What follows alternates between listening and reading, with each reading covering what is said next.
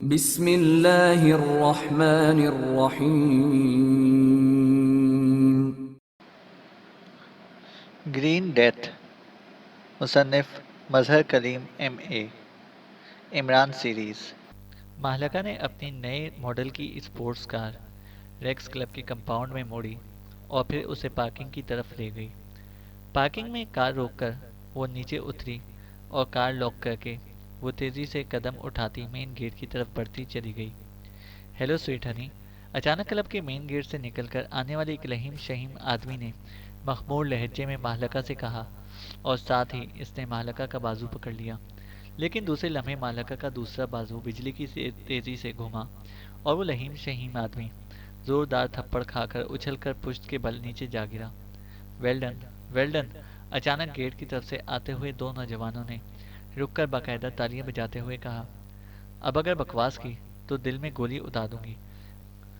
مہلکہ نے گھراتے ہوئے لہجے میں فرش سے اٹھتے ہوئے اس لہیم شہیم آدمی سے کہا، اور پھر تیزی سے آگے بڑھ کر وہ کلب کے مین گیٹ کا دروازہ کھول کر اندر داخل ہو گئی۔ کلب کا وسیع و عریض ہال شراب کی بو اور منشیات کے غلیظ اور مکروہ دھوئیں سے بھرا ہوا تھا۔ ہال میں زیادہ تعداد عورتوں کی تھی اور وہاں موجود سب افراد چھٹے ہوئے گنڈے نظر آ رہے تھے۔ ریکس کلب گریٹ لینڈ کے دارالحکومت میں گنڈوں اور خوفناک مجرموں کا گڑھ سمجھا جاتا تھا۔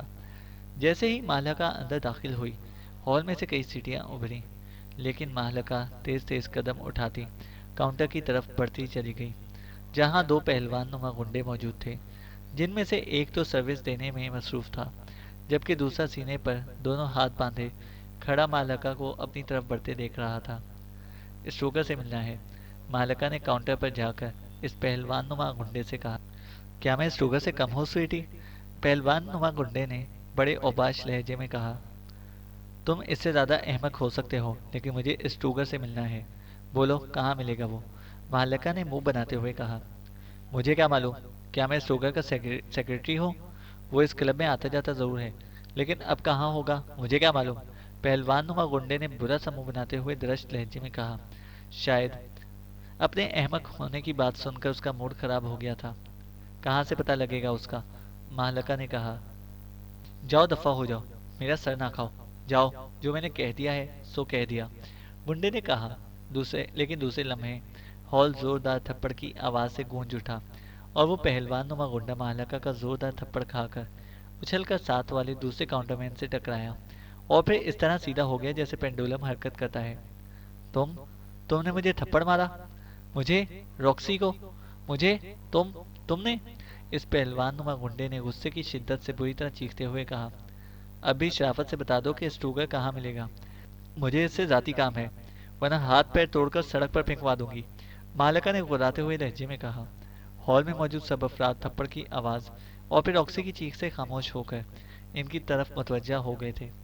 اوہ، تمہاری موت آ ہی گئی تمہاری موت، روکسی نے چیختے ہوئے کہا اور پھر تیزی سے وہ دوڑتا ہوا کاؤنٹر کی سائڈ سے باہر آ گیا۔ غصے کی شدت سے اس کا چہرہ مسخ ہو رہا تھا، آنکھوں سے شعلے نکل رہے تھے۔ تو تم باز نہیں آؤ گے، مہلکہ نے منہ بناتے ہوئے کہا۔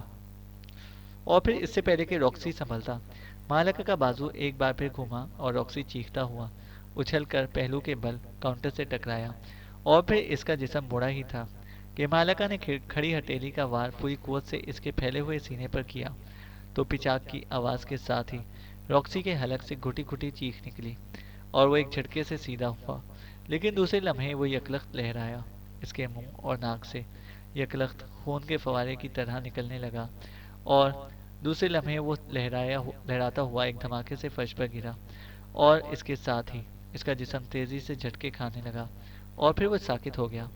ہال میں موت کی سی خاموشی طاری ہو گئی تھی، اور پھر جیسے روکسی کا جسم بے حس و حرکت ہوا، سب کے چہروں پر شدید حیرت کے تاثرات ابھر آئے تھے۔ یہ تم نے کیا کیا؟ دوسرے کاؤنٹر مین نے اس بار خوف بھرے لہجے میں کہا۔ اس کے ساتھ جو کچھ ہوا ہے اس کی حماقت کی وجہ سے ہوا ہے۔ میں نے اسٹروگر سے ملنا ہے، مجھے اس سے ذاتی کام ہے، تم بتاؤ کہاں ملے گا اسٹروگر؟ مہلکہ نے منہ بناتے ہوئے کہا۔ وہ تمہیں نہیں مل سکے گا، وہ ایک ہفتے تک نہیں مل سکے گا، کیونکہ ایک ہفتے تک کے لیے اس نے جشن منانا ہے۔ جب بھی وہ کوئی مشن مکمل کرتا ہے وہ ایک ہفتے تک جشن مناتا ہے، دوسرے کاؤنٹر مین نے کہا۔ کہاں مناتا ہے وہ جشن؟ مہلکہ نے پوچھا۔ रॉयल होटल में इसका कमरा मखसूस है। दूसरे काउंटरमैन ने कहा तो मालका ने इस बात में सर हिला दिया और तेजी से दरवाजे की तरफ मुड़ गई। हॉल में मौजूद हर शख्स की नजरें इस पर जमी हुई थीं और वो सब इस तरह खामोश थे कि जैसे जादू की छड़ी घुमाकर किसी ने उन्हें कुव्वत गोयाई से महरूम कर दिया हो। मालका क्लब से बाहर निकल आई और फिर थोड़ी देर बाद इसकी कार रॉयल होटल की तरफ बढ़ी चली जा रही थी। रॉयल होटल दारुल हुकूमत का इंतहाई शानदार होटल था और वहाँ सिर्फ बड़े बड़े लॉर्ड्स और रऊसा ही ठहर सकते थे, इसलिए यहाँ का माहौल इंतहाई साफ सुथरा और पुरसकून था। मालका ने कार पार्किंग में रोकी और फिर कार से निकलकर वो तेज तेज कदम उठाती मेन गेट की तरफ बढ़ती चली गई। यस मिस, काउंटर पर मौजूद लड़की ने मालका के काउंटर पर पहुंचते ही इंतहाई मौदबाना लहजे में कहा, स्टूगर के लिए मेरे पास एक खसूसी पैगाम है जो मैंने इसे अभी और फौरन पहुंचाना है, वरना स्टूगर की ज़िंदगी खतरे में पड़ सकती है। इसने मुझे बताया था कि वो एक हफ्ते के लिए रॉयल होटल में ठहरेगा और इसका वहाँ कमरा मुस्तकिल तौर पर बुक रहता है। मालका ने कहा, लेकिन इनका तो हुक्म है कि इन्हें किसी सूरत भी डिस्टर्ब ना किया जाए।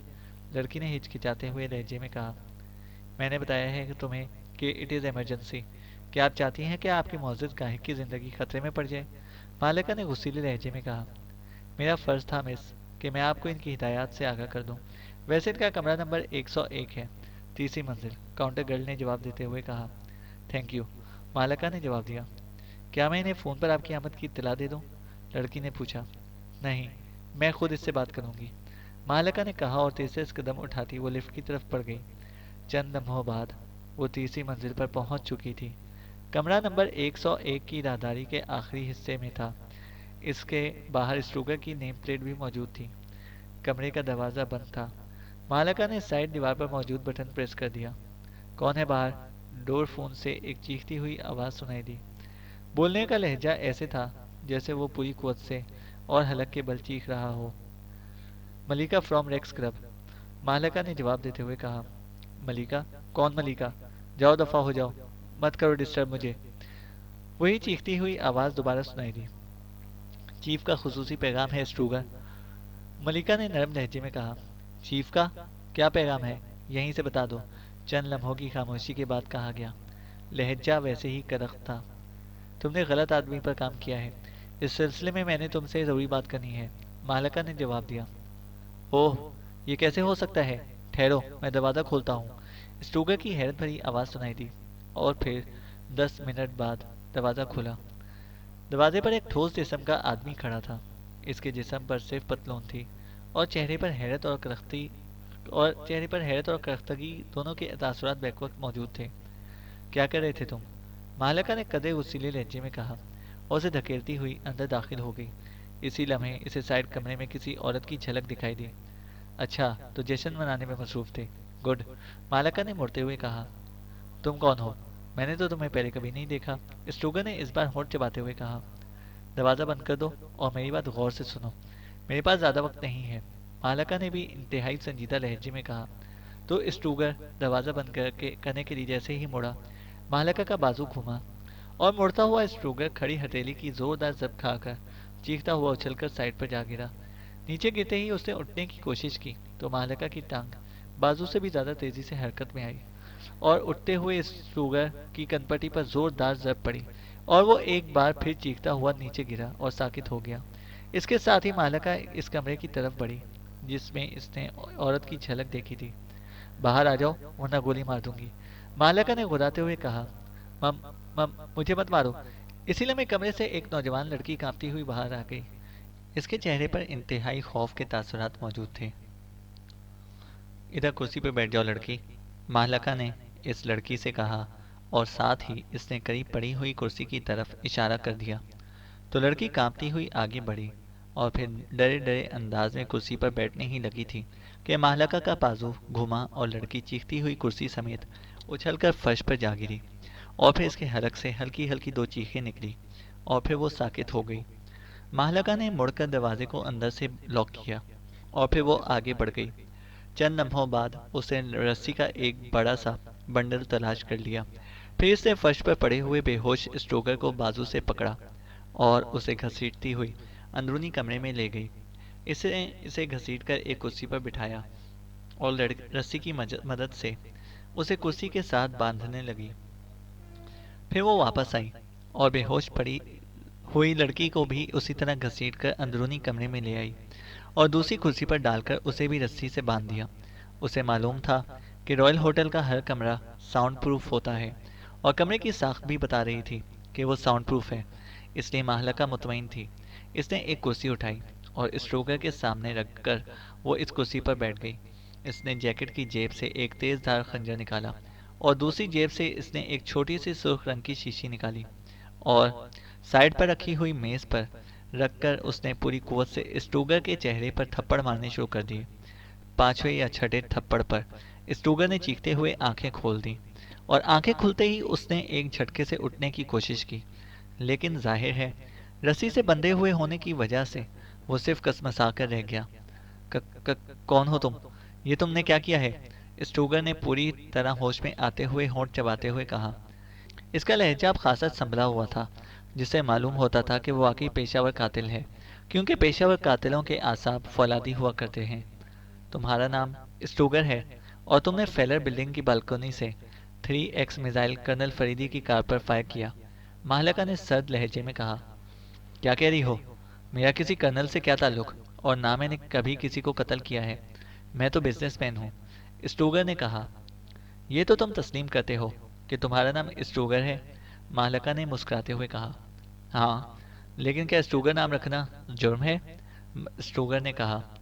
हरगिज नहीं, मैं तो सिर्फ कंफर्म कर रही थी, महलका ने कहा, और उसके साथ ही उसने मेज पर रखा हुआ खंजर उठाया और बड़े सर्द मोहराना अंदाज में इसने खंजर स्ट्रोगर के बाजू में इस तरह उतार दिया जैसे इसने किसी इंसान की बजाय किसी रबड़ के बने हुए पुतले में खंजर उतार दिया हो। स्ट्रोगर के हलक से एक जोरदार चीख निकली और इसका चेहरा तकलीफ की शिद्दत से बिगड़ने लगा। अरे अरे, तुम तो दूसरों को कत्ल करके जश्न मनाते हो, अपने एक जख्म को भी बर्दाश्त नहीं कर रहे, मालका ने कहा, और इसके साथ ही इसने खंजर को वापस खींचा तो जख्म से खून फवारे की तरह निकलने लगा। तुम्हें मालूम हो गया स्ट्रोगर कि तकलीफ किसे कहते हैं? मालका ने कहा और खंजर को मेज पर रखकर सुर्ख रंग की छोटी शीशी उठाई, इसका ढक्कन खोला। शीशी के मुंह पर ड्रॉपर लगा हुआ था। इसने शीशी को उल्टाया और जख्म पर इसने 2 कतरे डाल दिए। जैसे ही कतरे स्ट्रोगर के जिस जख्म पर पड़े वो तेजी से फैलते चले गए और इसके साथ ही खून निकलना बंद हो गया। महलका ने बड़े इत्मीनान भरे अंदाज में शीशी का ढक्कन बंद किया और इसे जेब में डालकर इसने अपनी जेब में एक और नीले रंग की शीशी निकाली। जब तुम बताना चाहो तो मुझे कह देना, मैं ये दवा तुम्हारे जख्म पर डाल दूंगी और तुम अजाब से बाहर आ जाओगे, महलका ने मुस्कुराते हुए कहा। तुम हो कौन? पहले तुम अपने मुतालिक तो बताओ, स्ट्रोगर ने कहा। इसके चेहरे पर पहले से मौजूद तकलीफ के आसार भी खत्म हो गए थे। मुझे कुछ बताने की जरूरत नहीं है, महलका ने जवाब दिया और स्ट्रोगर ने बेख्तियार होंठ भींच लिए। लेकिन चंद लम्हों बाद इसका जिस्म बंधे हुए होने के बावजूद इस तरह तड़पा जैसे इसे अचानक हजारों वोल्टेज का इलेक्ट्रिक करंट लगा हो। दूसरे लम्हे इसके मुंह से इंतहाई जोरदार चीख निकली और फिर तो जैसे चीखों का तांता बनता चला गया। इसका चेहरा बुरी तरह मस्क हो गया था, आंखें बाहर को निकल आई थीं और जिस्म इस तरह मुसलसल झटके खाने लगा था जैसे इसे मुसलसल हजारों वोल्टेज का इलेक्ट्रिक करंट लग रहा हो।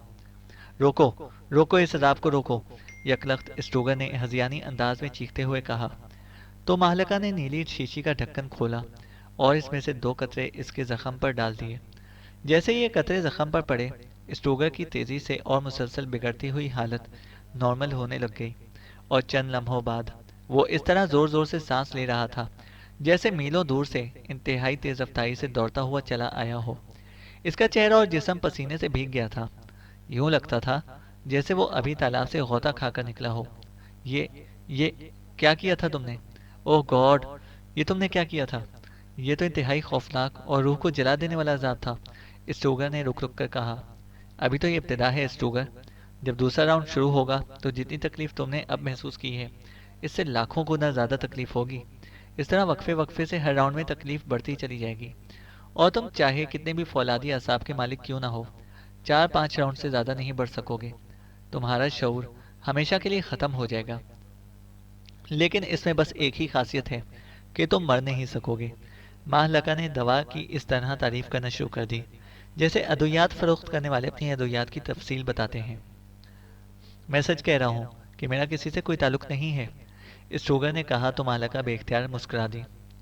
اس کا مطلب ہے کہ دوسرا راؤنڈ شروع کیا جائے، مالکہ نے کہا اور جیب سے پہلے وہی سرخ شیشی نکال کر اس کا ڈھکن کھولنا شروع کر دیا۔ رک جاؤ، رک جاؤ، تم کیا پوچھنا چاہتی ہو؟ بولو، اسٹروگر نے کہا۔ ابھی نہیں، دوسرے راؤنڈ کے بعد، مالکہ نے جواب دیا اور شیشی کا ڈھکن ہٹا کر اس نے ایک بار پھر 2 قطرے اس کے زخم پر الٹ دیے اور شیشی بند کر کے دوبارہ جیب میں ڈال لی۔ چند لمحوں بعد اسٹروگر کے جسم کو ایک بار پھر جھٹکا لگا۔ اس کا منہ چیخ مارنے کے لیے کھلا، لیکن اس کے منہ سے چیخ نہ نکلی۔ اس بار اسٹروگر کی حالت اس قدر تیزی سے خراب ہوئی کہ یوں لگتا تھا جیسے اسٹروگر کے جسم کا ایک ایک ریشہ ٹوٹتا چلا جا رہا ہو۔ اس کی ناک اور منہ سے خون کے قطرے نکلنے لگے، چہرے کی جلد سے بھی خون رسنے لگا، لیکن اس کے منہ سے آواز نہ نکل رہی تھی۔ یوں لگتا تھا جیسے اس کی قوت گویائی مکمل طور پر ختم ہو گئی ہو۔ مہلکہ بڑے اطمینان سے بیٹھی اس کی یہ حالت دیکھ رہی تھی۔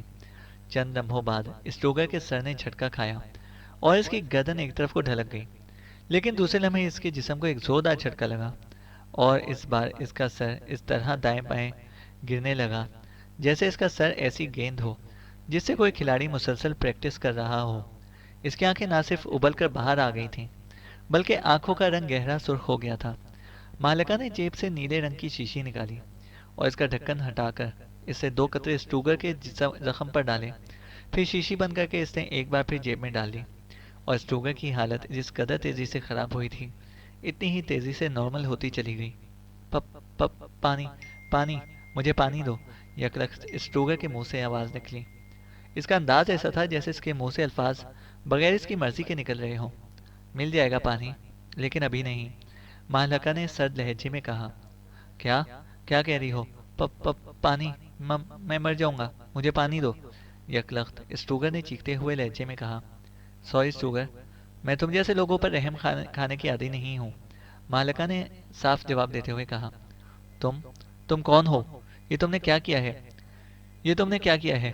اسٹروگر نے ہذیانی انداز میں چیختے ہوئے کہا، اور پھر یکلخت اس کے منہ سے گالیوں کی بچھاڑ شروع ہو گئی۔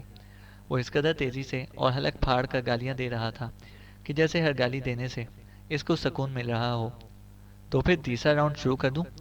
مالکہ نے مسکراتے ہوئے جیب سے ایک بار پھر وہی سرخ رنگ کی شیشی نکالتے ہوئے کہا۔ نہیں، نہیں، فار گاڈ سیک، مت ڈالو یہ خوفناک قطرے، مجھے گولی مار دو، بس مجھے گولی مار دو، اسٹروگر نے چیختے ہوئے کہا۔ یہی تو اس کارروائی میں لطف ہے کہ اس قدر خوفناک تکلیف کے باوجود تم مر نہیں سکتے۔ بہرحال میں تمہیں آخری چانس دے رہی ہوں، یا تم ہمیشہ کے لیے پاگل ہو جاؤ گے اور باقی عمر تمہاری پاگل خانے میں گزرے گی، یا پھر جو میں پوچھ رہی ہوں وہ بتا دو، ماہلکہ نے سرد لہجے میں کہا۔ ہاں ہاں، میں نے کرنل فریدی کو ہلاک کیا ہے، میں نے کیا ہے، میں ڈیتھ سرکل کا ٹاپ ایجنٹ ہوں۔ مجھے ہیڈ کوارٹر سے حکم ملا تھا کہ کرنل فریدی کو تلاش کر کے ہلاک کر دوں۔ میں نے اپنے گروپ کو اس کی تلاش میں لگا دیا اور مجھے اطلاع ملی کہ وہ ڈاکٹر آرنلڈ کی رہائش گاہ میں موجود ہے۔ میں فیلر بلڈنگ کی میں پہنچ گیا اور پھر جیسے ہی اس کی کار میں نشانے پر پہنچی میں نے فائر کر دیا اور وہ ہلاک ہو گیا۔ اسٹروگر نے اس بار اس طرح بولنا شروع کر دیا جیسے وہ شعور کی بجائے لاشعوری انداز میں بولتا چلا جا رہا ہو۔ ڈیتھ سرکل کا ہیڈ کوارٹر کہاں ہے؟ ماہلکہ نے پوچھا۔ بلیرک جزیرے پر، بلیرک جزیرے پر، اسٹروگر نے اسی انداز میں جواب دیتے ہوئے کہا۔ فوری تفصیل بتاؤ، پوری، ماہلکہ نے پوچھا۔ مجھے تفصیل کا علم نہیں ہے، میں وہاں کبھی نہیں گیا، بس مجھے یہ معلوم ہے کہ ہیڈ کوارٹر وہاں ہے، اسٹروگر نے کہا۔ میرا خیال ہے کہ تیسرا راؤنڈ شروع کر ہی دیا جائے، تم ٹاپ ایجنٹ ہو اور تم کبھی ہیڈ کوارٹر نہیں گئے، یہ کیسے ہو سکتا ہے؟ ماہلکہ نے کہا۔ میں واقعی وہاں نہیں گیا، البتہ میں گرین ڈیتھ کی لیبارٹری کی سیکیورٹی میں کام کرتا ہوں، پھر مجھے ٹاپ ایجنٹ بنا کر یہاں گریٹ لینڈ بھجوا دیا گیا، اسٹروگر نے جواب دیا تو ماہلکہ بے اختیار چونک پڑی۔ گرین ڈیتھ کی لیبارٹری؟ پوری تفصیل بتاؤ، ماہلکہ نے کہا۔ ڈیتھ سرکل کے سائنسدانوں نے ایک خاص قسم کے جراثیم دریافت کیے ہیں جو انتہائی خوفناک جراثیم ہیں اور سیکنڈوں میں بیک وقت لاکھوں افراد کو ہلاک کر دیتے ہیں۔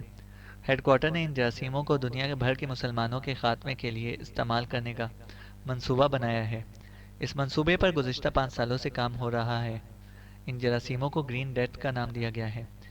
اس کی لیبارٹری جنوب مغربی افریقہ کے ملک لاگیریا کے انتہائی خوفناک جنگل جسے ٹوبی فارسٹ کہتے ہیں میں موجود ہے۔ میں وہاں کام کرتا رہا ہوں، ہیڈ کوارٹر میں کبھی نہیں گیا۔ میں سچ بول رہا ہوں، اسٹروگر نے کہا۔ اس لیبارٹری کا راستہ اور اس کی تفصیل بتاؤ، ماہلکہ نے کہا۔ ٹوبی فارسٹ کے قریب ایک شہر ہے بگورا۔ اس شہر میں ایک بلو ہیون کلب ہے۔ اس کلب کا مینیجر پال میکارے ہے۔ وہ جسے لیبارٹری پہنچاتا ہے اسے پہلے بے ہوش کرتا ہے، اور پھر جب اس بے ہوش آدمی کی آنکھ کھلتی ہے تو وہ آدمی لیبارٹری کے اندر ہوتا ہے۔ اس طرح واپسی پر بھی لیبارٹری میں اسے بے ہوش کیا جاتا ہے، اور جب اس کی آنکھ کھلتی ہے تو وہ پال میکارے کے کلب میں ہوتا ہے۔ اس لیے کوئی تفصیل بتا ہی نہیں سکتا۔ سب کے ساتھ اسی طرح ہوتا ہے، اسٹروگر نے جواب دیا۔ لیبارٹری کے اندر کی تفصیل، ماہلکہ نے کہا۔ جیسی لیبارٹریاں ہوتی ہیں، سائنسی اور تحقیقی لیبارٹریاں، لیکن یہ مکمل طور پر زیر زمین ہے، اسٹروگر نے جواب دیا۔ اس کا انچارج کون ہے؟ ماہلکہ نے پوچھا۔ جب میں وہاں تھا تو ڈاکٹر لارک انچارج تھا، آپ کا علم نہیں، اسٹروگر نے جواب دیا۔ اوکے، تم نے چونکہ سب کچھ سچ بتا دیا ہے، اس لیے اب تمہیں پانی مل سکتا ہے، ماہلکہ نے کہا، اور اس کے ساتھ ہی اسے میز پر پڑا ہوا خون آلود خنجر اٹھایا، اور دوسرے لمحے خنجر دستے تک اسٹروگر کی گردن میں گھستا چلا گیا۔ اسٹروگر کے جسم نے جھٹکا کھایا، اس کی گردن سے خون کے فوارے کی طرح نکل کر اس کے کپڑوں پر گرنے لگا، اور چند لمحوں بعد اس کی آنکھیں بے نور ہوتی چلی گئیں۔ ماہلکہ نے بڑے اطمینان سے خنجر کھینچ کر اس کے لباس سے صاف کیا، اور پھر اٹھ کر اس نے اسٹروگر کی رسیاں خنجر سے کاٹیں۔ پھر اب تک بے ہوش بندھی ہوئی عورت کی رسیاں کاٹ کر اسے خنجر کو جیب میں ڈالا اور بیرونی کمرے کی طرف مڑ گئی۔ تھوڑی دیر بعد وہ کار میں بیٹھی رائل ہوٹل سے نکل رہی تھی۔ اب اس کی کار کا رخ اسپیشل ہسپتال کی طرف تھا، جہاں کرنل فریدی زیر علاج تھا۔ اس نے یہاں آنے سے پہلے وہاں فون کر کے معلوم کر لیا تھا۔ کرنل فریدی کے آپریشن کیے گئے تھے، لیکن اب اس کی حالت خطرے سے باہر تھی، اور وہ پوری طرح ہوش میں بھی تھا۔ اس کے جسم پر بے شمار چوٹیں آئی تھیں، لیکن بہرحال فریکچر نہ ہوا تھا۔ سب سے زیادہ چوٹ اس کے سر پر آئی تھی، لیکن بہرحال اب وہ روبہ صحت تھا۔ 3X میزائل کار کے پچھلے حصے سے ٹکرایا تھا، اس لیے کرنل فریدی بچ گیا تھا۔ اگر وہ درمیان میں یا آگے والے حصے میں ٹکرا جاتا تو پھر کرنل فریدی کے جسم کے بھی ٹکڑے اڑ جاتے۔ تھوڑی دیر بعد ماہلکہ ہسپتال پہنچ گئی۔ اس نے استقبالیہ سے کرنل فریدی کے کمرے کے بارے میں معلومات حاصل کی، اور پھر تیز قدم اٹھاتی وہ دوسری منزل پر موجود کمرے کی طرف بڑھ گئی۔ جیسے ہی وہ کمرے کے دروازے پر پہنچی، کمرے کا دروازہ کھلا اور کیپٹن حمید باہر آ گیا۔ اوہ ماہلکہ، تم اور یہاں؟ کیپٹن حمید نے چونک کر ماہلکہ سے مخاطب ہو کر کہا۔ مجھے اطلاع ملی ہے کہ کرنل فریدی صاحب شدید زخمی ہیں، میں پوچھنے کے لیے آئی ہوں، ماہلکہ نے مسکراتے ہوئے کہا۔ ہاں، وہ اس بار قسمت سے بچ گئے ہیں، آؤ، کیپٹن حمید نے کہا، اور پھر وہ واپس مڑ گیا۔ اس کے پیچھے ماہلکہ بھی کمرے میں داخل ہوئی تو بستر پر لیٹے ہوئے کرنل فریدی نے گردن موڑ کر ان کی طرف دیکھا، اور پھر اس کے چہرے پر حیرت کے تاثرات ابھر آئے۔ السلام علیکم کرنل صاحب، مبارک ہو، اللہ تعالیٰ نے کرم کر دیا ہے، ماہلکہ نے آگے بڑھتے ہوئے مسکرا کر کہا۔ شکریہ، واقعی اس بار تو اللہ کا خصوصی کرم ہو گیا ہے۔ تمہیں کیسے اطلاع ملی؟ کرنل فریدی نے کہا۔ آپ کوئی گمنام شخصیت تو ہے نہیں کرنل فریدی، پورے شہر میں کھلبلی مچی ہوئی ہے، ماہلکہ نے کرسی گھسیٹ کر اس پر بیٹھتے ہوئے کہا۔ ایسی بھی اہمیت نہیں ہے میری، بہرحال تمہاری مہربانی کہ تم پوچھنے کے لیے آئی ہو۔ حمید، جا کر کوئی مشروب لے آؤ، کرنل فریدی نے مسکراتے ہوئے کہا۔ بہتر، کیپٹن حمید نے کہا، اور مسکراتا ہوا باہر نکل گیا۔ اس کا چہرہ بتا رہا تھا کہ وہ کوئی بات کرنا چاہتا تھا، لیکن پھر شاید کرنل فریدی کی حالت کی وجہ سے اس نے یہ بات نہیں کی۔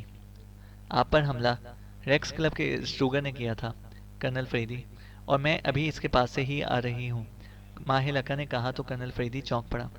کون اسٹروگر، اور تمہیں کیسے معلوم ہوا؟ کرنل فریدی نے حیرت بھرے لہجے میں کہا۔ چیف ہیرس نے میری ڈیوٹی لگائی تھی کہ آپ پر حملہ کرنے والے کو ٹریس کروں اور اس سے معلوم کروں کہ اس نے ایسا کیوں اور کس کے کہنے پر کیا ہے، اور پھر آپ کو تفصیل بتا دوں۔ چنانچہ میں نے اسٹروگر کو ٹریس کر لیا، اور اب اس سے تفصیلی بات کر کے سیدھی آپ کے پاس آ رہی ہوں، ماہلکہ نے مسکراتے ہوئے کہا۔ اچھا، کیا بتایا ہے اس نے؟ کرنل فریدی نے کہا۔ اسی نے میں دروازہ کھلا اور کیپٹن حمید مشروب کی ایک بوتل لیے اندر داخل ہوا۔ شکریہ کیپٹن حمید، ماہلکہ نے بوتل کیپٹن حمید سے لیتے ہوئے کہا۔ اس میں شکریہ کی کون سی بات ہے؟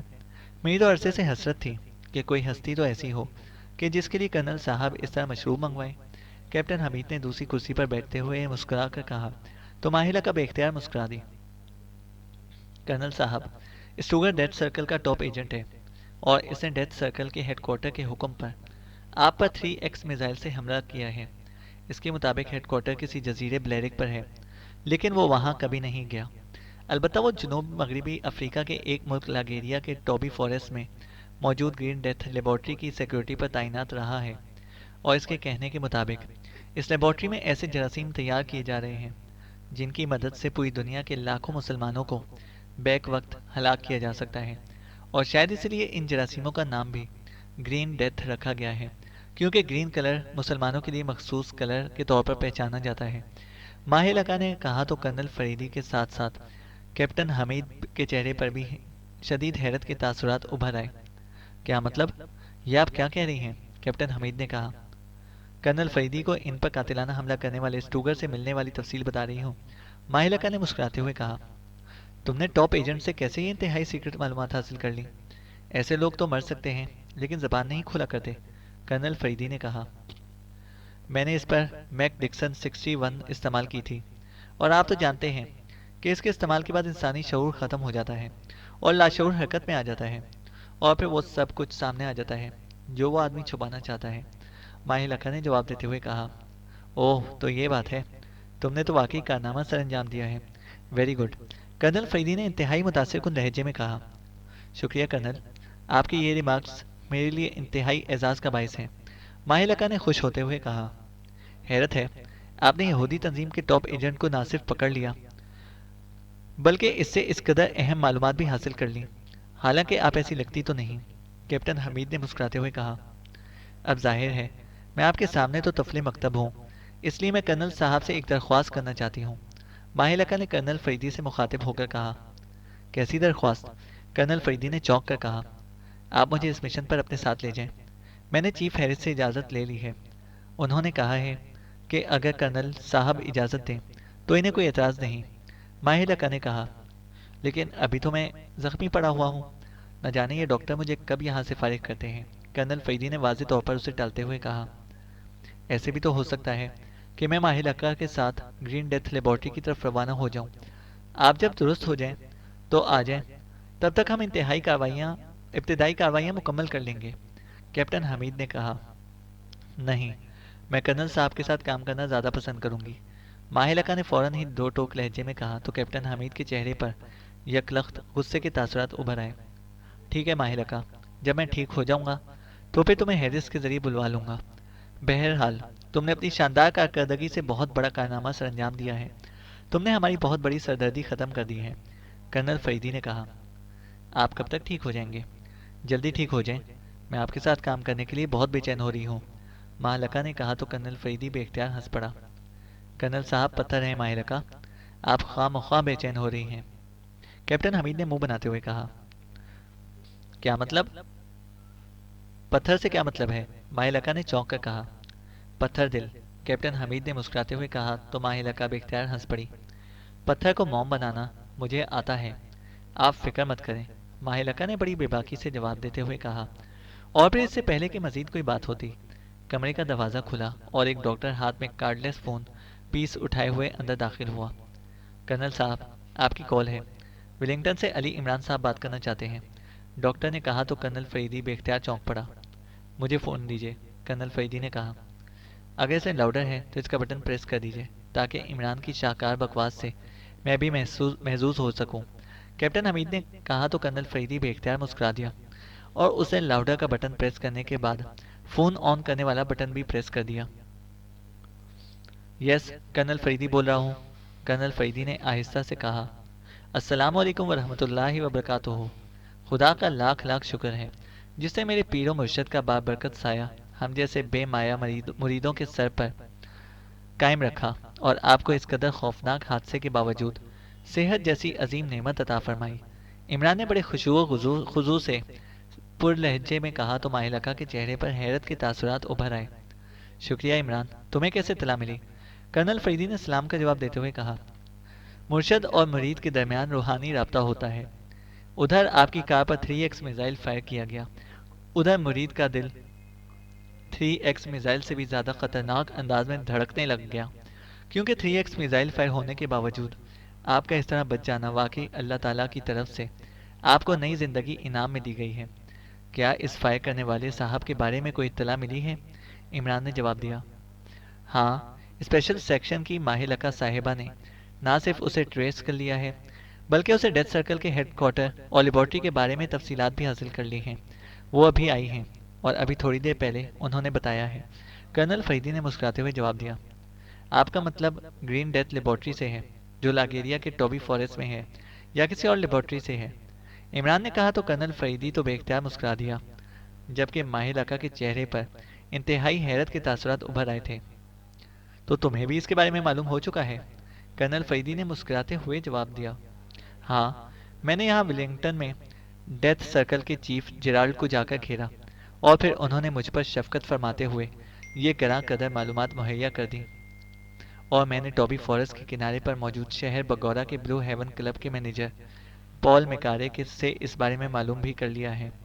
مادام ڈیکوکی نے جو بلو رپورٹس تیار کی تھیں وہ تمام رپورٹس جیرالڈ کے ذریعے اس پال میکارے کو ہی بھجوائی گئی تھیں، اور اس نے انہیں لیبارٹری بھجوا دیا ہے، اور ان جراثیموں کا نام بھی ستم ظریفوں نے گرین ڈیتھ رکھ دیا ہے کیونکہ ان سے وہ مسلمانوں کو ہلاک کرنا چاہتے ہیں۔ عمران نے جواب دیتے ہوئے کہا، ٹھیک ہے، اب تمہارا کیا پروگرام ہے؟ میں تو زخمی حالت میں یہاں پڑا ہوا ہوں اور میرا خیال ہے کہ ابھی مجھے کم از کم ایک ہفتے تک یہاں سے فارغ نہیں کیا جائے گا۔ کرنل فریدی نے کہا، آپ کو تکلیف کرنے کی کیا ضرورت ہے پیر و مرشد، ہم جیسے مرید کب کم آئیں گے؟ عمران نے کہا، ٹھیک ہے، پھر مجھے اسی نمبر پر رپورٹ دیتے رہنا۔ کرنل فریدی نے کہا، ٹھیک ہے، ویسے آپ اب بھی تیار ہیں کیونکہ آپ پر اس انداز میں کیا جانے والا حملہ بتا رہا ہے کہ ڈیتھ سرکل نے باقاعدہ آپ کو ہٹ لسٹ میں رکھ لیا ہے اور ان یہودی تنظیموں نے بے شمار قاتل پال رکھے ہیں۔ مجھے آپ کے ساتھ ہونے والے اس حادثے کی اطلاع ابھی ملی ہے، ورنہ میں اس جیرالڈ سے اس بارے میں تفصیلات معلوم کر لیتا۔ مجھے یقین ہے کہ اسے اس بارے میں یقیناً علم ہوگا۔ عمران نے کہا، اگر ایسی بات ہے تو پھر ہٹ لسٹ میں صرف میں اکیلا نہیں ہوں گا، تم بھی شامل ہوگے۔ کرنل فریدی نے کہا، مجھے تو صرف آپ کی دعائیں چاہیے پیر و مرشد، خدا حافظ۔ دوسری طرف سے عمران نے کہا، اور اس کے ساتھ ہی رابطہ ختم ہو گیا۔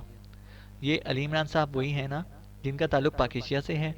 ماہر لکا نے کہا، ہاں، اور تم نے دیکھا کہ اس نے بھی لیبارٹری کے بارے میں تفصیلات معلوم کر لی ہیں، اور مجھے یقین ہے کہ اب گرین ڈیتھ کی لیبارٹری لازماً تباہ ہو جائے گی۔